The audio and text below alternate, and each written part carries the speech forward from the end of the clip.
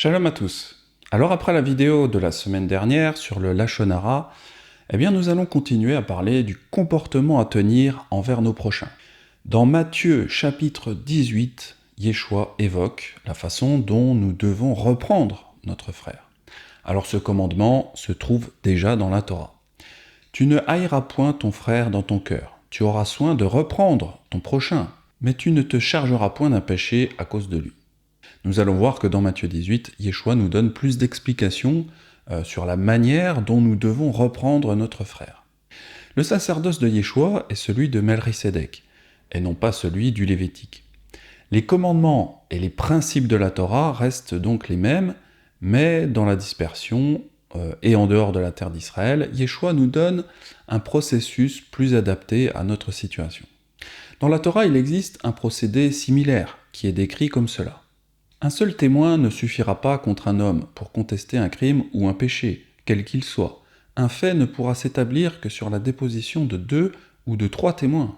Lorsqu'un faux témoin s'élèvera contre quelqu'un pour l'accuser d'un crime, les 2 hommes en contestation comparaîtront devant Yahweh, devant les sacrificateurs et les juges alors en fonction.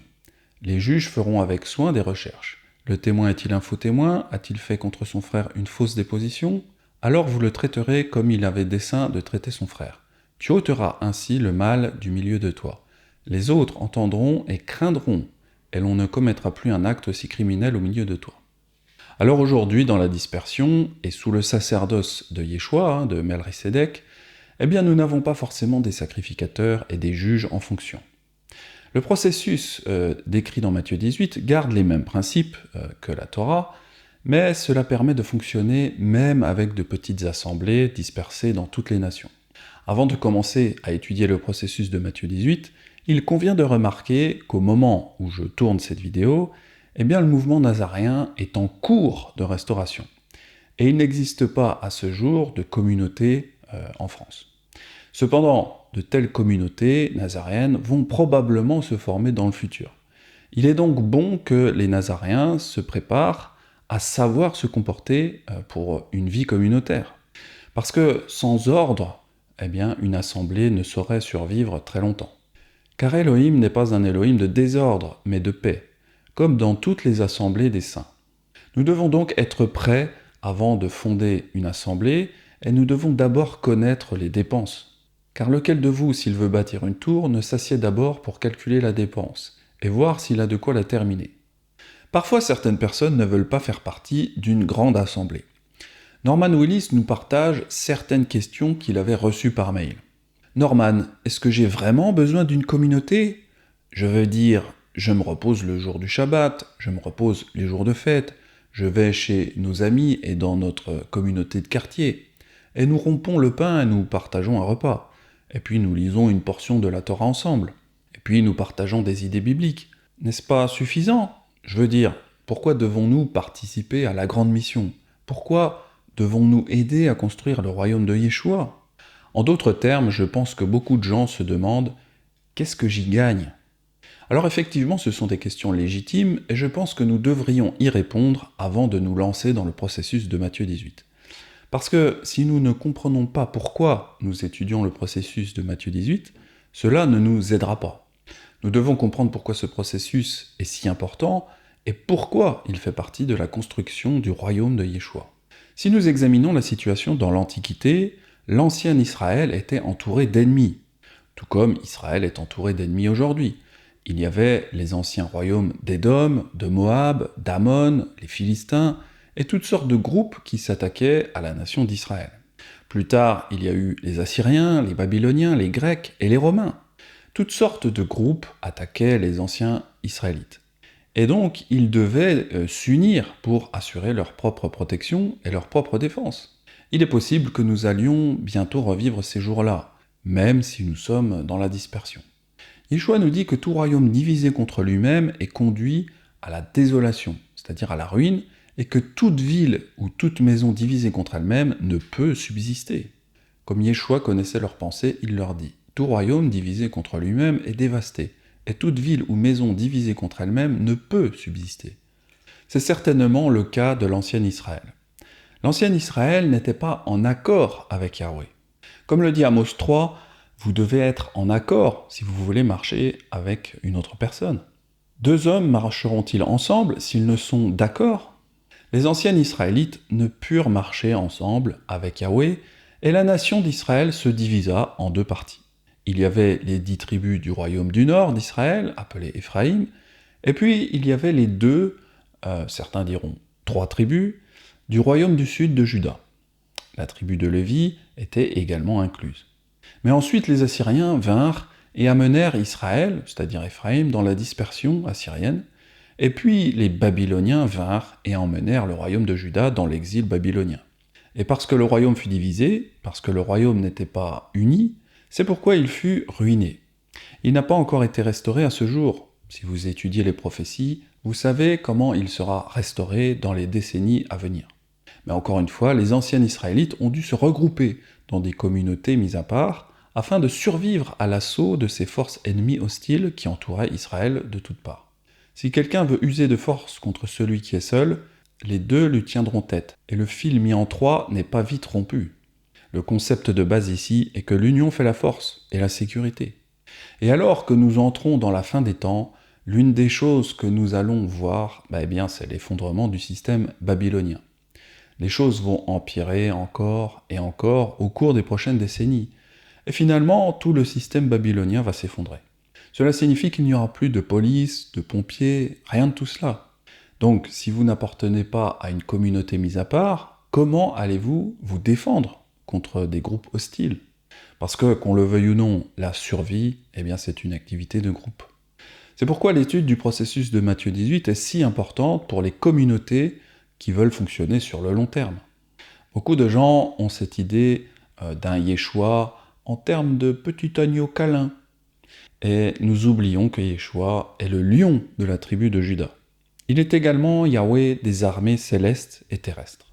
Lorsqu'il reviendra, il viendra dans la nuée en tant que lion de la tribu de Juda. Il y aura beaucoup de luttes, beaucoup de difficultés et beaucoup de guerres dans les années à venir. Alors, comment allons-nous protéger nos familles si nous ne vivons pas dans des communautés mises à part? Nous allons voir que le processus de Matthieu 18 fait partie intégrante de l'établissement du royaume de Yeshua, car il fait partie intégrante de l'aide apportée aux communautés mises à part pour vivre ensemble. Nous sommes appelés à dire la vérité avec amour. C'est un problème pour beaucoup de gens, car beaucoup de gens sont offensés par la vérité. Souvent, si vous dites la vérité à un frère, il vous répondra « Oh, tu me juges, tu te prends pour Elohim ?» Or, nous sommes également appelés à ne pas nous offenser facilement. Cependant, beaucoup de gens sont très facilement offensés par la vérité. Alors nous qui connaissons la différence, nous devons donc dire la vérité avec autant d'amour que possible, afin que les autres puissent l'entendre, afin de ne pas les faire trébucher. Mais néanmoins, nous devrions toujours dire la vérité, afin de pouvoir grandir ensemble, en celui qui est la tête, le Messie. C'est de lui que le corps tout entier, bien coordonné et solidement uni grâce aux articulations dont il est muni, tire sa croissance en fonction de l'activité que convient à chacun de ses parties et s'édifie lui-même dans l'amour. Ce passage veut dire que chaque partie du corps est censée apporter sa contribution au corps. Il y a évidemment des parties du corps qui ne veulent pas toujours apporter leur contribution. Elles ne font pas réellement partie du corps. Elles peuvent penser qu'elles en font partie, mais elles n'en font pas vraiment partie. Shaul dit que chaque partie du corps doit venir pour apporter quelque chose. Et si chaque partie du corps donne d'elle-même et apporte quelque chose, cela entraînera une croissance dans le corps pour l'édification de lui-même dans l'amour.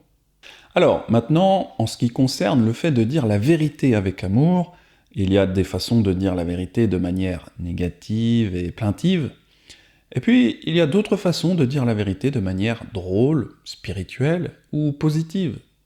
Ce n'est pas toujours ce que vous dites qui compte, mais c'est surtout la façon dont vous avez de le dire. Quand j'étais enfant, j'ai toujours été davantage édifié par un professeur doux et patient, plutôt qu'un enseignant qui était irrité et qui me criait dessus. Je me rappelle que mon cerveau se bloquait complètement quand quelqu'un me criait dessus, mais par contre, mon cerveau apprenait de ses erreurs lorsque le professeur me reprenait dans la paix et la douceur. Cela peut faire une grande différence entre dire la vérité avec amour et dire la vérité avec le lachon hara. Dire la vérité dans l'amour, c'est le contraire de la façon dont le monde fonctionne. et de la façon dont il pense. Par exemple, le monde pense si tu m'aimes, ne me dis pas mes défauts. Si tu m'aimes, sois juste patient avec moi et supporte-moi. Je ne veux pas savoir, ne me dis pas ce qui ne va pas chez moi. Et toutes ces réflexions, c'est le contraire de la façon dont les Écritures fonctionnent. Comme le fer aiguise le fer, ainsi un homme en aiguise un autre. Alors on peut s'aiguiser les uns les autres dans la douceur, et on n'en sera que plus tranchant, plus affûté. C'est donc en fait une bénédiction lorsque notre voisin nous dit des choses que nous faisons mal. Surtout lorsqu'il nous dit des choses que nous faisons mal d'une manière aimante et que nous pouvons entendre. Alors quand on n'a jamais vécu dans une communauté, on a parfois une vision utopique d'un groupe en Yeshua.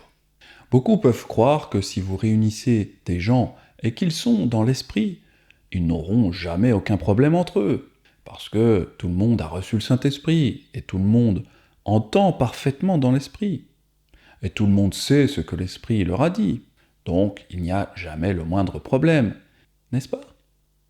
Eh bien, ce n'est pas tout à fait vrai. La réalité, c'est que les gens ont beaucoup de problèmes lorsqu'ils vont vivre dans une communauté, parce que tout le monde n'entend pas forcément l'esprit. Beaucoup de gens éteignent l'esprit et font toutes sortes de choses qu'ils ne devraient pas faire en ce qui concerne l'esprit de Yeshua. Il faut donc trouver un moyen de résoudre les conflits, un moyen d'aider les gens à s'entendre. Car Elohim n'est pas un Elohim de désordre, mais de paix, comme dans toutes les assemblées des saints. Il doit donc y avoir un moyen de résoudre les conflits de manière aimante et ordonnée. Dans la précédente vidéo, nous avons parlé de l'importance de ne pas pratiquer ce qu'on appelle le Lashon Hara. Dans le Gan Eden, Adam et Rava ont cessé d'écouter la voix de Yahweh et ont décidé qu'ils allaient faire ce qu'ils voulaient faire. Ils ont donc cessé d'écouter Yahweh et, par conséquent, ils ont cessé d'obéir à ses commandements. Cela a entraîné la chute de la faveur de Yahweh. Et puis, peu de temps après, leur fils Caïn, il a tué son frère Abel. Et lorsque Yahweh lui a demandé ce qui s'était passé, Caïn a répondu « Suis-je le gardien de mon frère ?» Normalement, si on vous posait cette question, d'ailleurs je vais vous la poser, êtes-vous le gardien de votre frère? Eh bien la réponse à cette question devrait être un oui retentissant. Yahweh s'attend à ce que nous servions comme les gardiens de notre frère. Et cette attitude particulière, ou esprit, de savoir que nous sommes appelés à être le gardien de notre frère est vraiment essentielle pour vivre dans une communauté mise à part. Si nous ne comprenons pas que nous sommes en fait le gardien de notre frère, alors la communauté mise à part et le processus de Matthieu 18 deviennent impossibles. Parce que sans le bon esprit, il n'y a aucun moyen de respecter correctement les commandements. Et il n'y a aucun moyen de servir Yahweh Elohim dans notre chair. Nous ne pouvons le servir qu'à travers le renouvellement de notre esprit. J'ai observé un certain nombre de processus selon Matthieu 18 au fil des années, et l'une des erreurs que les gens font est de se lancer directement dans Matthieu 18 en commençant par le verset 15. Beaucoup de gens considèrent que c'est le cœur du processus, et c'est effectivement le cas.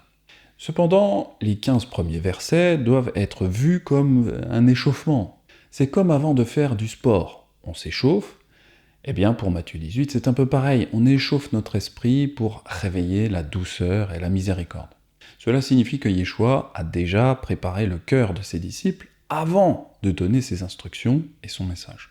Nous devons donc d'abord comprendre quelle était l'introduction, et ensuite, nous devons prendre ce qu'il dit dans les versets suivants, dans son contexte, si nous voulons comprendre ce que Yeshua a vraiment dit et ce qu'il veut dire.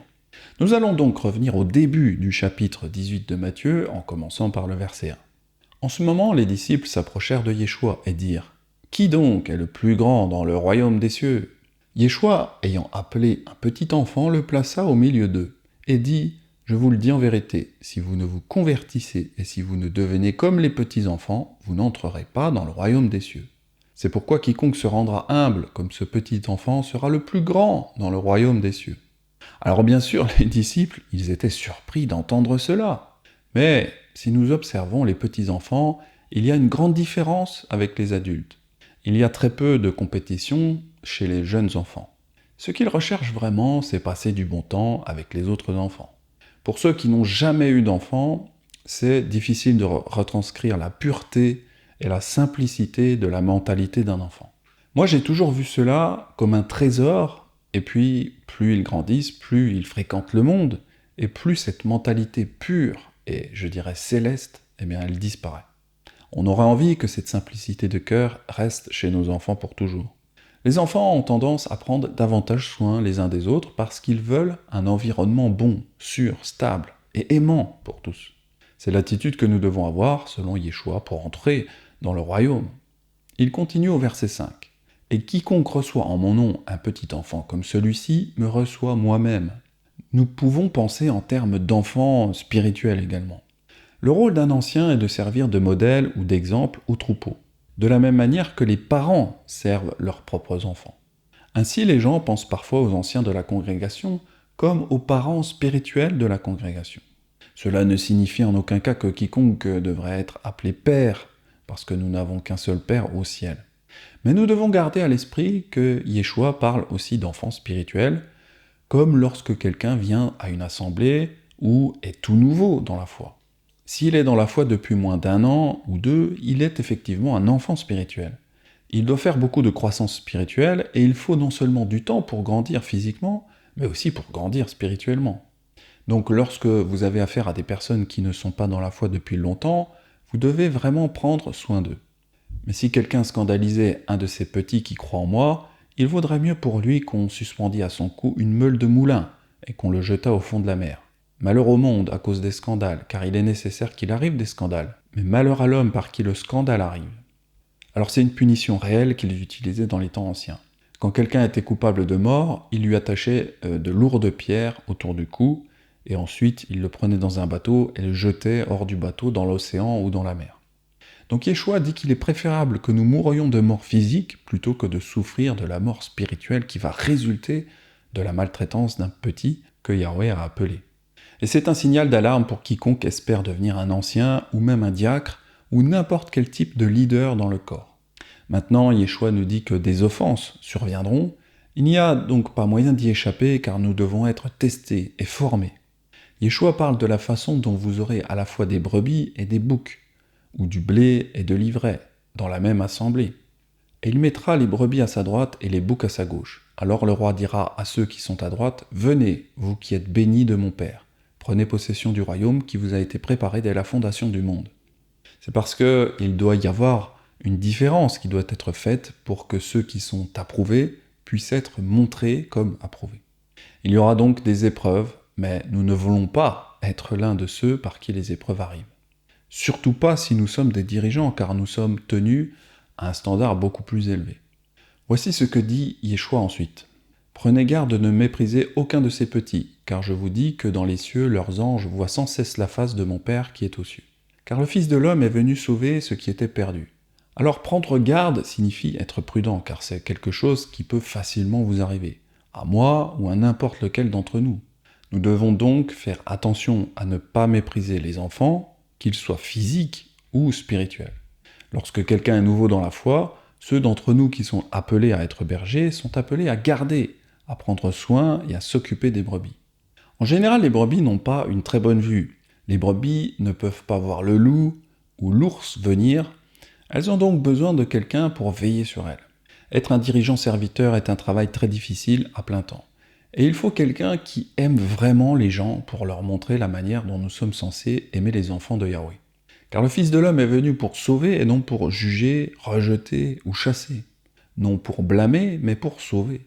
Que vous en semble, si un homme a 100 brebis et que l'une d'elles s'égare, ne laisse-t-il pas les 99 autres sur les montagnes pour aller chercher celle qui s'est égarée ? Nous parlons ici d'un véritable berger, par opposition à un mercenaire. Nous parlons de quelqu'un qui aime vraiment le troupeau, c'est-à-dire les brebis. Et s'il la trouve, je vous le dis en vérité, elle lui cause plus de joie que les 99 autres qui ne se sont pas égarés. De même, ce n'est pas la volonté de votre Père qui est dans les cieux qu'il se perde un seul de ses petits. Vous avez par exemple quelqu'un qui s'égare parce qu'il ne trouve pas les réponses dont il a besoin. Et donc, vous l'aidez à trouver les réponses dont il a besoin. Eh bien, c'est un motif de réjouissance.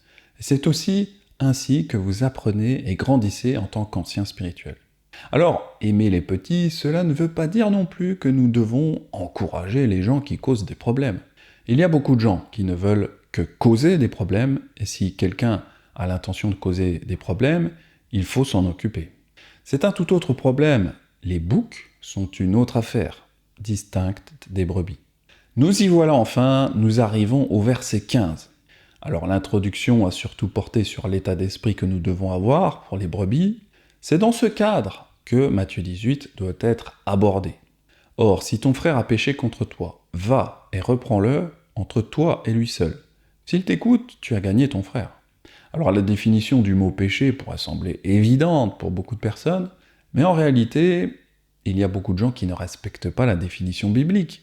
Quiconque pêche transgresse la loi, et le péché est la transgression de la loi.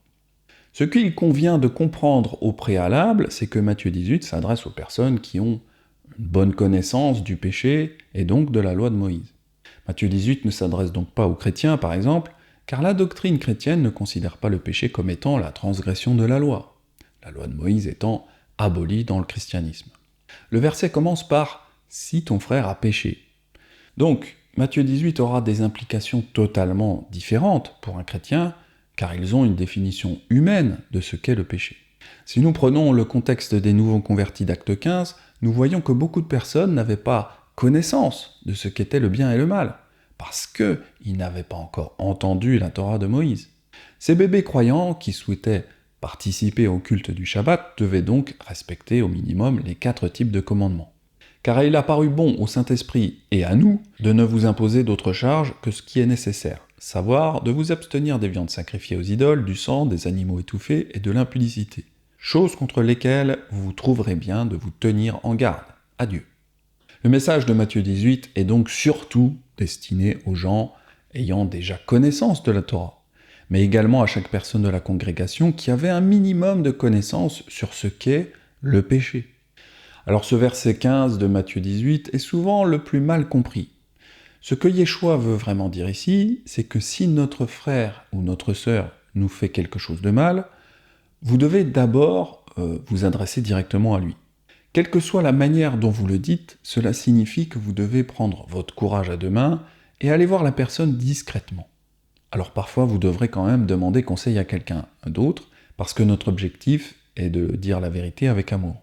Et dire la vérité avec amour, c'est pas facile, mais c'est encore ce que nous sommes appelés à faire. Vous savez, tous les étés, je dois aller tondre mes brebis. C'est pas facile, parce qu'elles n'aiment pas être maintenues longtemps, et moi, je n'aime pas faire cela, parce qu'avec une paire de ciseaux, on peut facilement couper un peu la peau et leur faire du mal.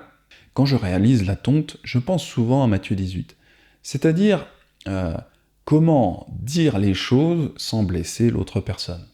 Quand je passe le ciseau pour retirer la laine, les lames tranchantes passent à quelques millimètres seulement de la peau de l'animal. Mais il arrive parfois qu'on fasse une petite coupure. Alors ce n'est pas grave en soi, parce que les moutons cicatrisent extrêmement vite. Par comparaison, c'est un peu comme quand un homme du monde se rase la barbe et se coupe. Cela guérit très vite. Si je vous raconte tout ça, c'est pour vous faire comprendre la fragilité d'une brebis et de la dangerosité des lames que l'on a parfois entre les mains. Vous voyez, c'est ce genre de ciseaux. Donc, quand on prend la laine, on passe vraiment à quelques millimètres de la peau, et donc il faut faire vraiment très attention de ne pas coincer un bout de peau. Vous savez tous que la Bible est considérée comme une épée à double tranchant. Mais lorsque nous devons utiliser la parole pour redresser son prochain, nous ne devons pas manier la parole comme une épée fracassante. Nous devons, au contraire, être dans la précision et la douceur. Pour mes brebis, c'est simplement de retirer la laine et de ne pas toucher à la peau. En soi, ces ciseaux pourraient facilement tuer un animal tellement ils sont tranchants. Mais le but ici, c'est de faire du bien. Alors maintenant, que faire quand un frère ou une sœur, il n'entend pas ce que nous lui disons? Regardons le verset 16. Mais s'il ne t'écoute pas, prends avec toi 1 ou 2 personnes, afin que toute l'affaire se règle sur la déclaration de 2 ou de 3 témoins. Alors évidemment, Yeshua n'a pas changé la Torah de son père, car nous retrouvons le même principe sous l'ordre lévitique. Un seul témoin ne suffira pas contre un homme pour contester un crime ou un péché, quel qu'il soit. Un fait ne pourra s'établir que sur la déposition de 2 ou de 3 témoins. Donc pour aller plus loin dans le processus de Matthieu 18, il faudra que vous trouviez d'autres personnes qui ont constaté que la personne avait fauté. C'est intéressant dans ce processus de Matthieu 18 parce qu'on voit vraiment Yeshua qui donne plusieurs chances à la personne de se repentir. Maintenant, une question qu'on pourrait me poser, c'est est-ce que je dois appliquer Matthieu 18 dans le cas où je vois un frère en Yeshua d'une autre dénomination commettre un péché ? Alors tout dépend évidemment de la dénomination. Mais nous voyons que dans le cas d'un protestant ou d'un catholique, appliquer Matthieu 18 n'aurait pas beaucoup de sens, parce que dans les autres dénominations, ils n'ont pas la même définition du péché que celle que l'on trouve dans la Bible. Et donc, ils n'ont pas la même définition que les Nazaréens concernant le péché.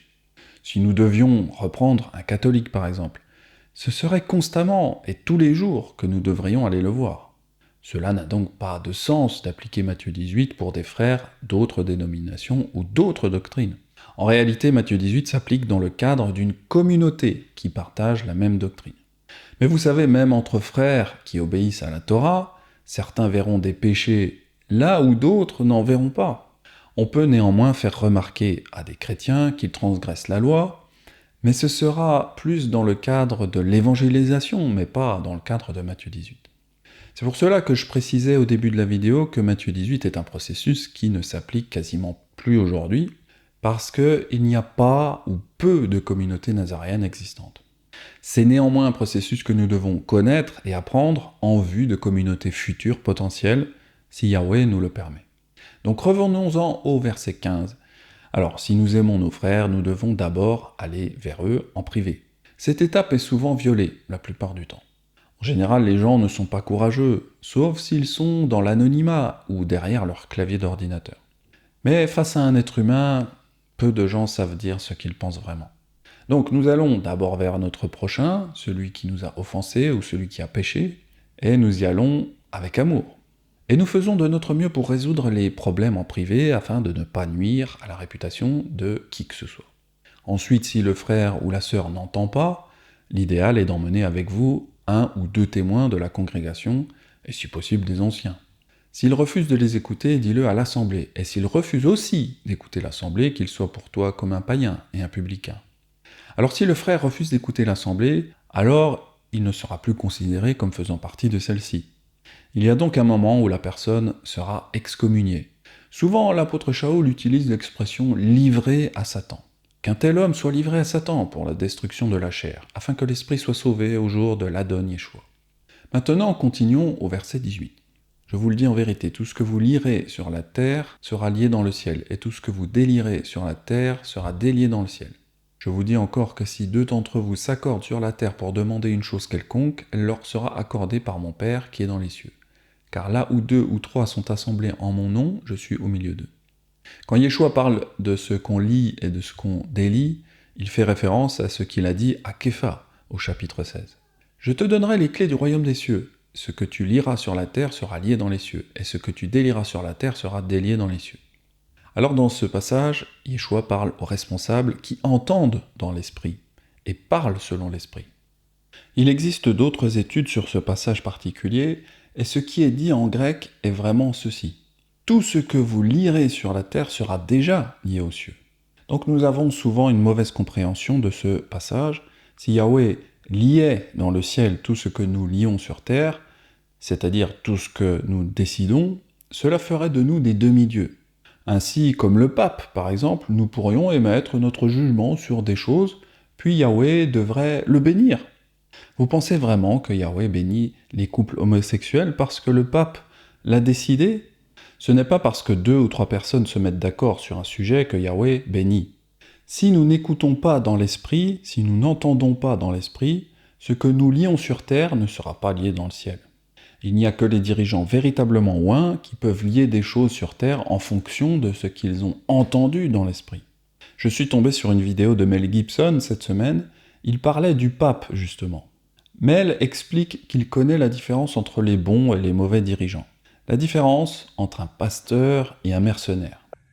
And how are we supposed to know the good guys from the bad guys? Well, we were given a standard by which to judge them. You know, by their fruits, you'll know them. By their fruits. Anybody seen any good fruit lately? Well, it's tough. And look, I'm a pretty sinful guy. I mean, I'm as venal as the next guy. But I know the difference between a shepherd and a hireling. And I think that the vast majority of these bishops are just a bunch of hirelings, you know. And my question is, like, who's hiring them? I don't think it's Jesus. Is it Francis? Who's hiring Francis? Is it Pachamama? I mean, I think you need to look at the whole institution. And, I'll quote Archbishop Vigano again in saying that he believes that there was a parallel counterfeit church set up to eclipse the real one. He's suggesting usurpation or an inside job. It seems that way.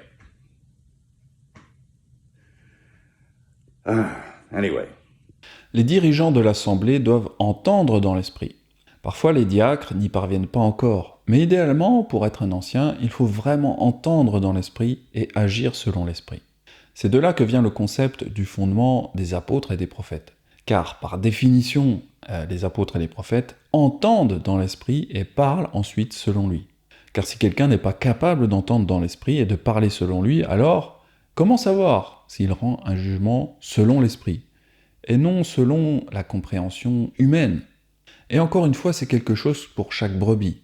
Il faut être assez sage pour faire la différence entre un ancien qui entend dans l'esprit et parle selon lui, et quelqu'un qui ne le fait pas. Faites comme Mel Gibson. Il faut trouver les dirigeants qui sont embauchés par Yeshua, et pas les gens qui travaillent pour un salaire ou pour servir leur désir de pouvoir. Tout ce que vous lirez sur la terre sera déjà lié dans le ciel. Voilà la bonne compréhension.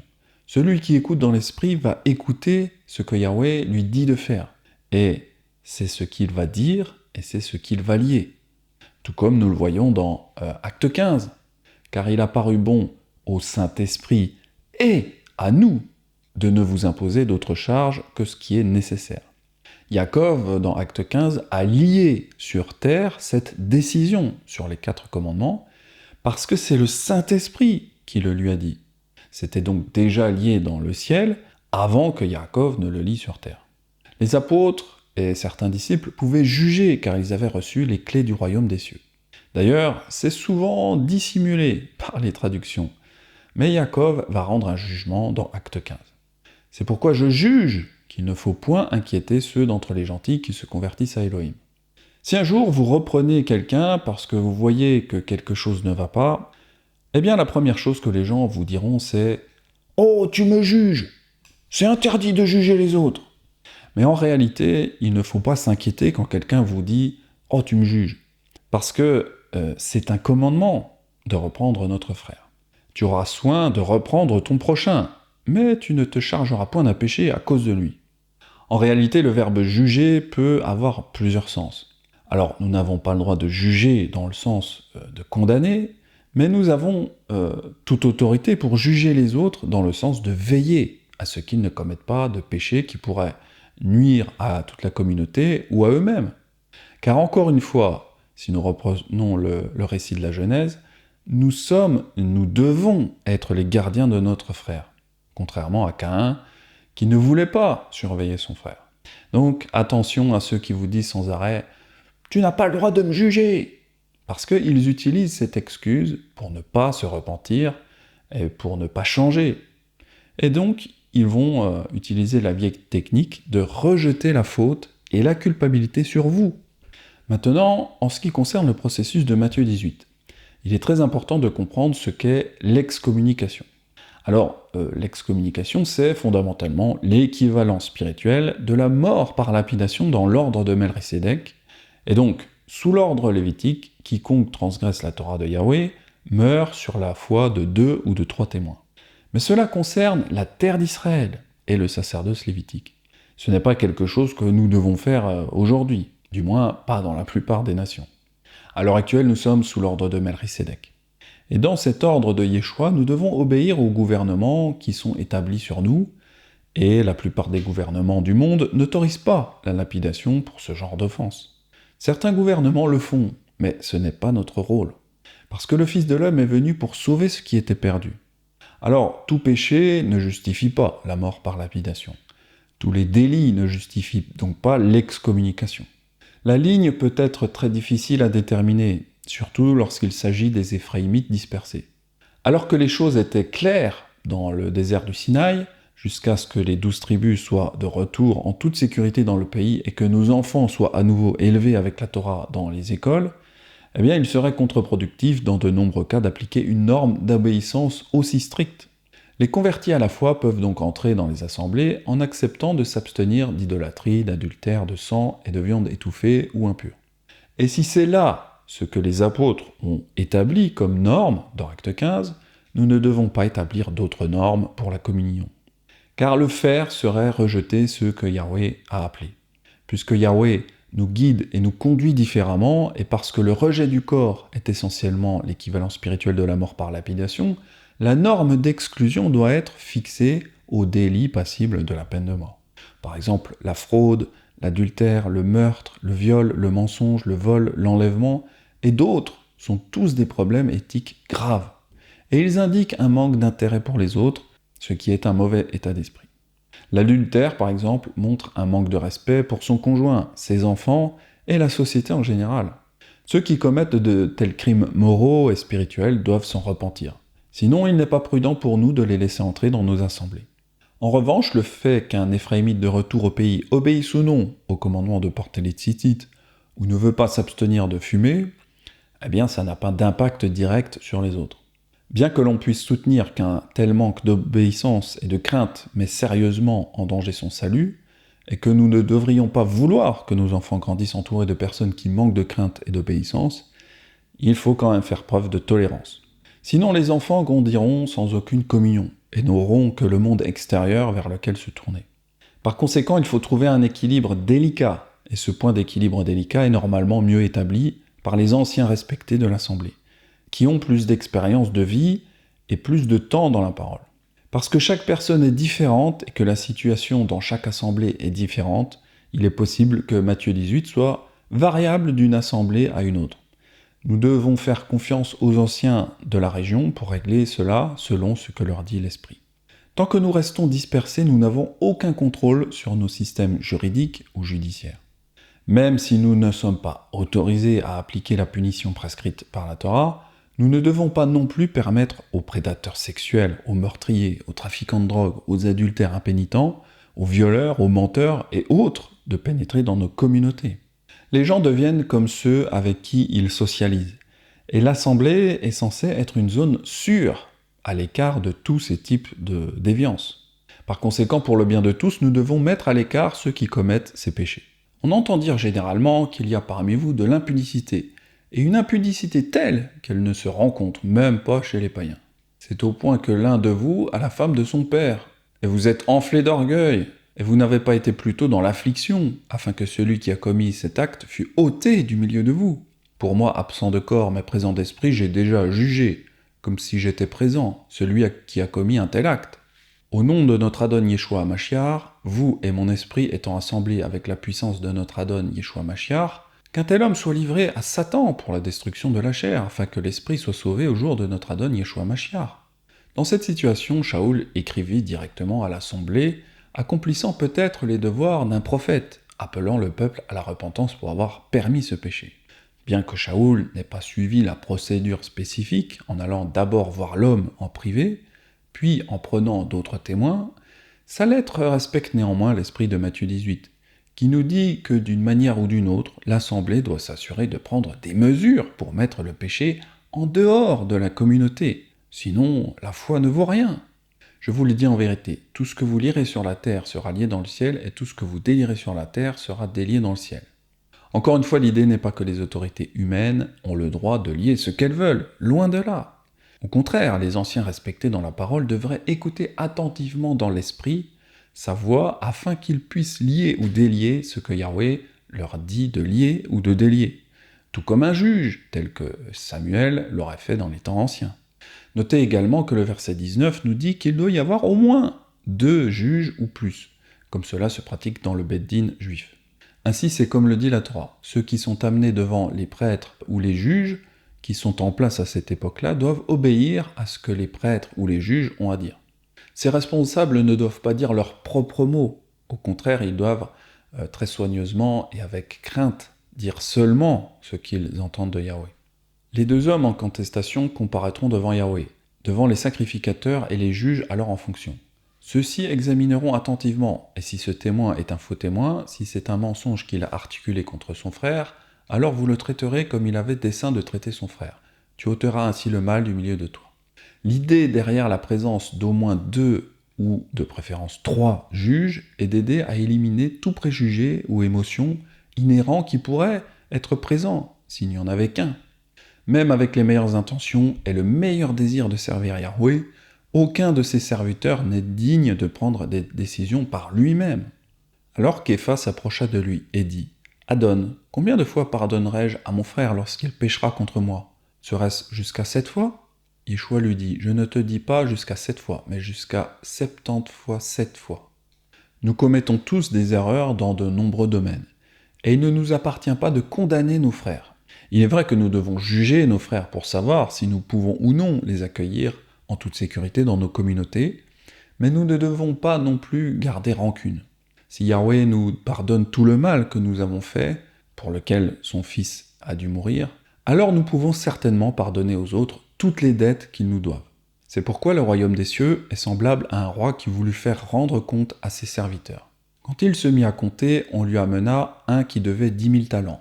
Comme il n'avait pas de quoi payer, son maître ordonna qu'il fût vendu, lui, sa femme, ses enfants et tout ce qu'il avait, et que la dette fût acquittée. Le serviteur, se jetant à terre, se prosterna devant lui et dit « Adon, aie patience envers moi, je te paierai tout !» Ému de compassion, le maître de ce serviteur le laissa aller, et lui remit la dette. Après qu'il fut sorti, ce serviteur rencontra un de ses compagnons qui lui devait 100 deniers. Il le saisit et l'étranglait en disant « Paie ce que tu me dois !» Son compagnon, se jetant à terre, le suppliait, disant « Aie patience envers moi, je te paierai !» Mais l'autre ne voulut pas, et il alla le jeter en prison, jusqu'à ce qu'il eût payé ce qu'il devait. Ses compagnons, ayant vu ce qui était arrivé, furent profondément attristés, et ils allèrent raconter à leur maître tout ce qui s'était passé. Alors le maître fit appeler le serviteur et lui dit « Méchant serviteur, je t'avais remis en entier ta dette parce que tu m'en avais supplié. Ne devais-tu pas aussi avoir pitié de ton compagnon comme j'ai eu pitié de toi ?» Et son maître, irrité, le livra au bourreau, jusqu'à ce qu'il eût payé tout ce qu'il devait. C'est ainsi que mon Père Céleste vous traitera, si chacun de vous ne pardonne à son frère de tout son cœur. Yeshua nous dit de chasser de l'assemblée les pécheurs qui ne se repentent pas. Cependant, une fois qu'ils se repentent sincèrement, nous devons les laisser revenir dans la communion, de peur qu'ils ne soient engloutis dans le chagrin d'être rejetés. Car il n'est pas bon que l'homme soit seul. Si quelqu'un a été une cause de tristesse, ce n'est pas moi qui l'a attristé. C'est vous tous, du moins en partie, pour ne rien exagérer. Il suffit pour cet homme du châtiment qui lui a été infligé par le plus grand nombre, en sorte que vous devez bien plutôt lui pardonner et le consoler de peur qu'il ne soit accablé par une tristesse excessive. Je vous exhorte donc à faire acte de charité envers lui, car je vous ai écrit aussi dans le but de connaître en vous mettant à l'épreuve si vous êtes obéissant en toutes choses. Or, à qui vous pardonnez, je pardonne aussi. Et ce que j'ai pardonné, si j'ai pardonné quelque chose, c'est à cause de vous en présence du Messie, afin de ne pas laisser à Satan l'avantage sur nous, car nous n'ignorons pas ses desseins. Si nous punissons au-delà du minimum nécessaire pour amener le pécheur à la repentance, alors nous allons au-delà de l'intervention et nous exerçons essentiellement une vengeance. À moi la vengeance et la rétribution, pour le temps où leur pied chancellera, car le jour de leur calamité est proche, et les choses qui doivent leur arriver se hâtent. Bien que nous ne devrions jamais être des paillassons, Yahweh nous dit également de ne pas nous venger ni de garder rancune. Au contraire, nous devons pardonner à nos frères leurs offenses envers nous, en surmontant la souffrance et la douleur, tout comme l'a fait Yeshua. Tu ne haïras point ton frère dans ton cœur, tu auras soin de reprendre ton prochain, mais tu ne te chargeras point d'un péché à cause de lui. Tu ne te vengeras point et tu ne garderas point de rancune contre les enfants de ton peuple. Tu aimeras ton prochain comme toi-même. Je suis Yahweh. Dans nos relations avec nos frères, même lorsque nous avons été victimes de mal, il est impératif de rechercher le bien et de rester concentré sur le positif. Parce que nous savons que nous ne sommes pas parfaits. Nous devons faire preuve d'amour et de générosité car la mesure dont nous nous servons nous servira également. Ne jugez point et vous ne serez point jugés. Ne condamnez point et vous ne serez point condamnés. Absolvez et vous serez absous. Donnez et il vous sera donné. On versera dans votre sein une bonne mesure, serrée, secouée et qui déborde, car on vous mesurera avec la mesure dont vous vous serez servi. Si nous établissons maintenant les normes de Yahweh en matière de communion, nos familles et nos enfants bénéficieront d'un environnement sûr et confortable dans lequel ils pourront apprendre et grandir. Bien que nous devions écarter ceux qui s'en prennent aux autres et qui causent des problèmes au sein de la communauté, le jugement final ne nous appartient pas plus que la vengeance. Nous devons avoir confiance que Yahweh, notre Elohim, a le contrôle parfait et complet de l'univers, et que lorsque son heure sera venue, il fera en sorte que les pécheurs se repentent et reviennent à lui. Yeshua nous dit que le premier et le plus grand commandement est d'aimer Yahweh de tout notre être, et le second est d'aimer notre prochain comme nous-mêmes. Le premier est beaucoup plus facile que le second, car Yahweh est toujours juste et bon avec nous, alors que nos frères, étant imparfaits, ne le sont pas toujours. Il est très difficile d'établir et de maintenir fermement les normes de Yahweh dans l'amour. Ce défi à lui seul est digne de nous purifier dans le feu et de nous rendre plus purs et plus agréables à lui. C'était un enseignement tiré des cours de Norman Willis sur Matthieu 18.